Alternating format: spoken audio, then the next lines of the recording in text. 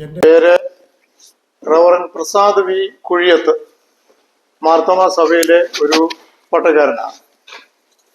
ഞാൻ ഇപ്പോൾ പട്ടമേറ്റിട്ട് 50 വർഷം തികയുകയാണ്.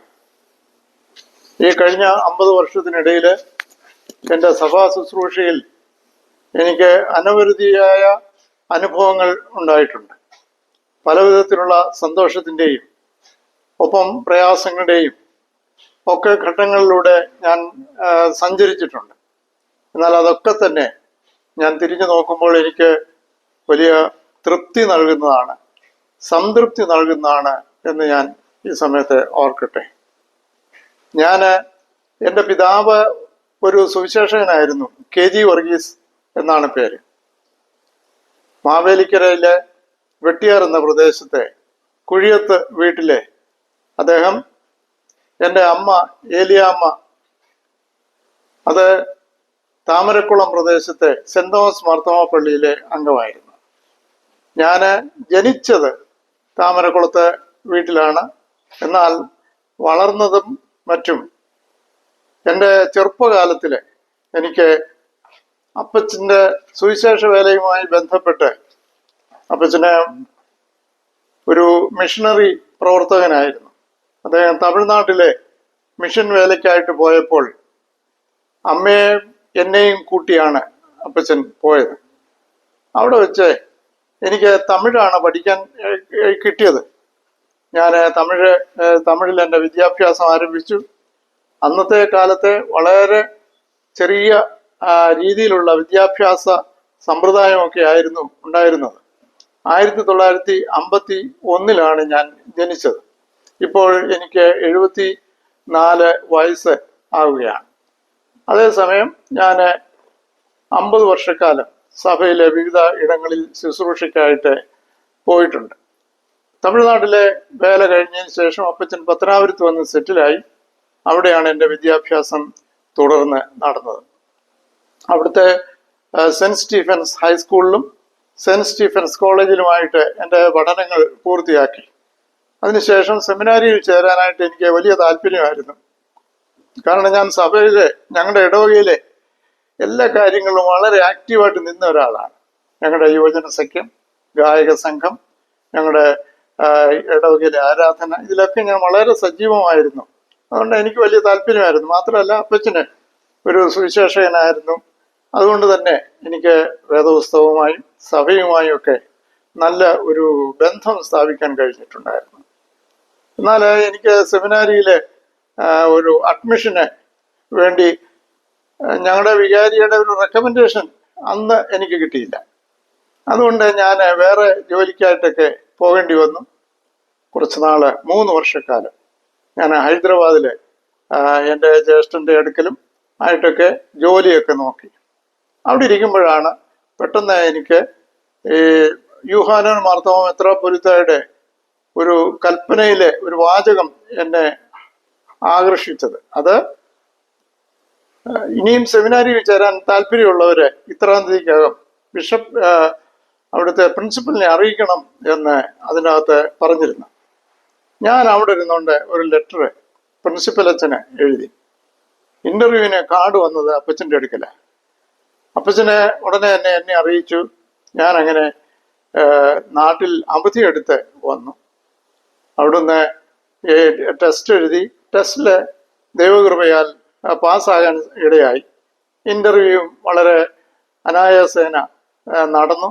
അതുകൊണ്ട് സെമിനാരിയിൽ ചേരാൻ സാധിച്ചു. 1971 മാർത്തോമാ തിയോളജിക്കൽ സെമിനാരി കോട്ടയം, അവിടെ ചേർന്ന് പഠനം ആരംഭിച്ചു.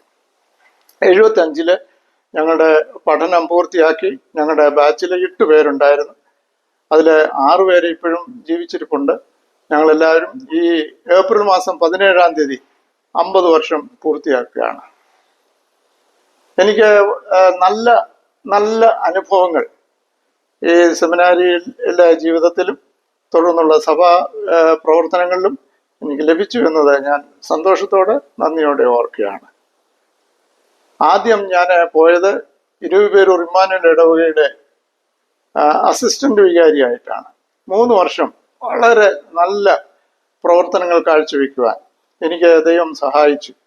അവിടുത്തെ യുവജനങ്ങളെയെല്ലാം നന്നായി സംഘടിപ്പിക്കുവാനും അവിടുത്തെ ഒരു പൊതു പ്രവർത്തനങ്ങളിലൊക്കെ വളരെ സജീവമായി നിൽക്കുവാനും എനിക്ക് കഴിഞ്ഞു എന്നത് ഞാൻ സന്തോഷത്തോടെ ഓർക്കുന്നു. അതിനുശേഷം എനിക്ക് ബാംഗ്ലൂരിലെ ലൈബ്രറി സയൻസ് പഠിക്കാനായിട്ട് സഭ അവസരം തരികയും ലൈബ്രറി പഠനം കഴിഞ്ഞതിന് ശേഷം ഞാൻ മാർത്തോമ വൈദിക സെമിനാരിയിലെ ലൈബ്രറിയനായി നിയമിതനാവുകയും ചെയ്തു. അവിടെ ഇരിക്കുമ്പോഴാണ് എനിക്ക് ധാരാളം വായിക്കുവാൻ അവസരം കിട്ടി.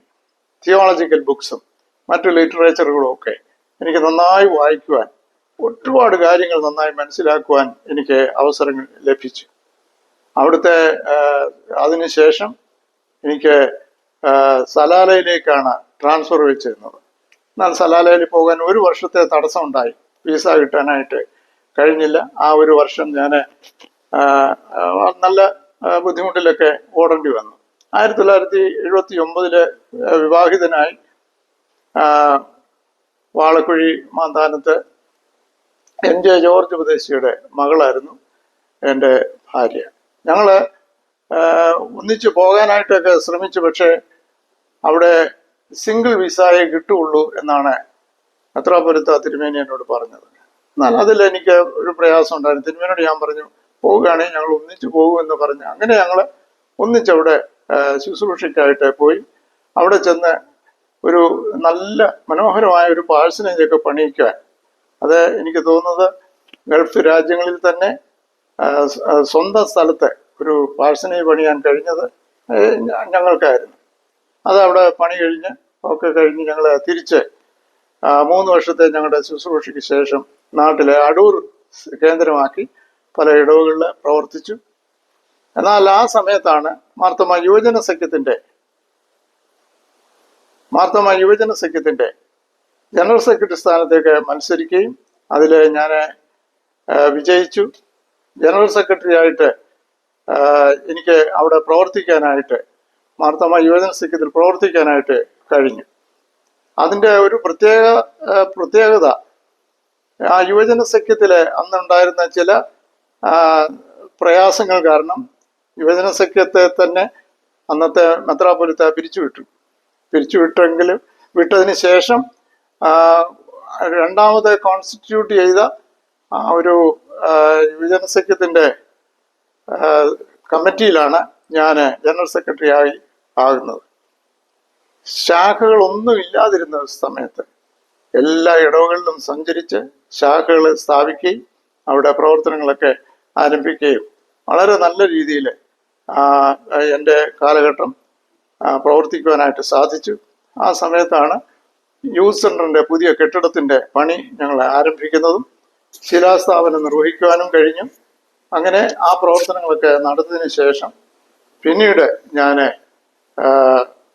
വേറെ ചില ഇടവുകളിലേക്ക്, വാളകം സൈഡിലൊക്കെയുള്ള ഇടവുകളിലേക്ക് ഞാൻ ട്രാൻസ്ഫറായി പോയി. അതിനുശേഷം ഞാൻ മാവേലിക്കരയിലെ പുന്നമോട് ഇടവകയിൽ വരുമ്പോഴാണ് എൻ്റെ ഭാര്യ പെട്ടെന്ന് ഈ ലോകത്തോട് യാത്ര പറഞ്ഞത്. അന്ന് കുഞ്ഞുങ്ങൾ 2 പേര്, എനിക്ക് 2 കുഞ്ഞുങ്ങളാണുള്ളത്, ഒരു മോളും മോനും. മോള് അവര് 2 പേരും മാർത്തോമ കോളേജിൽ പഠിച്ചുകൊണ്ടിരിക്കുന്ന സമയമാണ്. തുടർന്ന് ഞാൻ ഇടയാറുമുള്ള ഇടവകയിൽ, അതുപോലെ തന്നെ ഞാൻ ഈ വാരിക്കാട് സിഹിയോൻ മാർത്തോമ ഇടവകയിൽ, അങ്ങനെ കുറേ സ്ഥലങ്ങളിലൊക്കെ ആയിരിക്കാൻ കഴിഞ്ഞു. വാരിക്കാട് ഞാൻ ഇരിക്കുമ്പോഴാണ് ഭദ്രാസന സെക്രട്ടറി ആയിട്ട് തിരഞ്ഞെടുക്കുന്നത്. അതോടൊപ്പം അഭിമന്യ ക്രിസോസ്റ്റം തിരുമേനി സഭയിൽ ആരംഭിച്ച പെയിൻ ആൻഡ് പാലിയേറ്റീവ് കെയർ യൂണിറ്റിൻ്റെ ഡയറക്ടറായിട്ട് എന്നെ അപ്പോയിന്റ് ചെയ്തു. എൻ്റെ ഇടവകയുടെ ചുമതലയുടെ കൂടെ തന്നെ ആദ്യം അപ്പോയിന്റ് ചെയ്തു. പിന്നീട് അത് ഫുൾ ടൈം ആക്കി പല ഇടവുകളിലും യൂണിറ്റുകൾ സ്ഥാപിക്കാനും ഒക്കെ കഴിഞ്ഞു. അത് എനിക്ക് വളരെ സന്തോഷമുള്ളൊരു സംഗതിയാണ്. ഇതിനിടയിൽ എനിക്ക് department of sacred music and കമ്മ്യൂണിക്കേഷൻസിൻ്റെ ട്രഷററായിട്ട് കുറേ വർഷങ്ങൾ ബഹുമാനപ്പെട്ട സാജൻ മാത്യു അച്ഛനോട് ചേർന്ന് പ്രവർത്തിപ്പാനായിട്ടൊക്കെ എനിക്ക് കഴിഞ്ഞു. അതും വളരെ സന്തോഷമുള്ളൊരു സംഗതിയാണ്.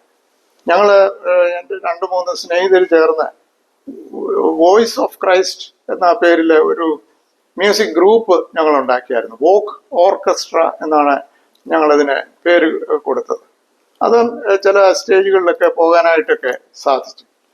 മാർത്തോമാ യുവജന സഖ്യത്തിൻ്റെ സ്വരരാഗ എന്ന പാട്ട് ഗ്രൂപ്പ് അത് ആരംഭിച്ചത് എൻ്റെ കാലഘട്ടത്തിലാണ്. അത് ഞാൻ അതും പലയിടങ്ങളിൽ പോയി പാട്ടുകൾ അവതരിപ്പിക്കുവാനായിട്ടൊക്കെ സാധിച്ചു. അതും സന്തോഷമുള്ള ഒരു സംഗതിയാണ്. അതിനുശേഷം ഞാൻ 45 വർഷം പിന്നിട്ടപ്പോൾ എൻ്റെ റിട്ടയർമെൻറ്റിൻ്റെ സമയമായി. ഞാൻ പെൻഷനായി. ഇപ്പോൾ വീട്ടിൽ വിശ്രമിച്ചുകൊണ്ടിരിക്കുകയാണ്. ഇതിനിടയിൽ ഞാൻ സഭയുടെ എല്ലാ സമിതികളിലും, അതായത് സഭാ കൗൺസില്, അല്ലെങ്കിൽ വൈദിക selection board, episcopal selection board, അങ്ങനെയുള്ള സകല കമ്മിറ്റികളിലും ഒക്കെ ഓരോ തവണ പ്രവർത്തിക്കാനുള്ള അവസരമൊക്കെ ദൈവം തമ്പുരാൻ തന്നു എന്നതും ഞാൻ നന്ദിയോടെ ഓർക്കുകയാണ്. മലയാളം ഞാൻ പഠിച്ചു തുടങ്ങിയില്ലെങ്കിലും മലയാളത്തിൽ സംസാരിക്കാൻ എനിക്ക് കുറെ കൂടെ താല്പര്യമുണ്ട്. ഞാൻ മലയാളത്തിലെ ചില പാട്ടുകളൊക്കെ എഴുതിയിട്ടുള്ള ആളാണ്. മാത്രമല്ല, എന്തെങ്കിലും പ്രത്യേക സന്ദർഭങ്ങളിൽ പാട്ടുകൾ എഴുതണമെങ്കിൽ അത് എന്നെയാണ് ഏൽപ്പിക്കുന്നത്. ഇടവകയാണെങ്കിലും സഭയാണെങ്കിലും എന്നെ സാധാരണ ഇതിൽ ഏൽപ്പിക്കാറുണ്ട്. അങ്ങനെ പാട്ടുകളൊക്കെ എഴുതുകയും പിന്നെ കുഞ്ഞു കവിതകളൊക്കെ എഴുതുന്നത് എനിക്ക് വലിയ ഇഷ്ടമാണ്. കുറേ ലേഖനങ്ങൾ എഴുതിയിട്ടുണ്ട്. കുറച്ച് പുസ്തകങ്ങളൊക്കെ പബ്ലിഷ് ചെയ്യാനായിട്ട് എനിക്ക് സാധിച്ചിട്ടുണ്ട്. ഒരു പുസ്തകത്തിൻ്റെ പേര് സ്ത്രീ എന്നാണ്. വേദപുസ്തകത്തിലെ സ്ത്രീ കഥാപാത്രങ്ങളുടെ അത് ശരിയായ ഒരു പഠനം അതിനകത്ത് കൊണ്ടുവരാനായിട്ട് എനിക്ക് സാധിച്ചു. അതുപോലെ വേറെ ചില പുസ്തകങ്ങളൊക്കെ ഇതിനിടയിൽ എഴുതിയിട്ടുണ്ട്.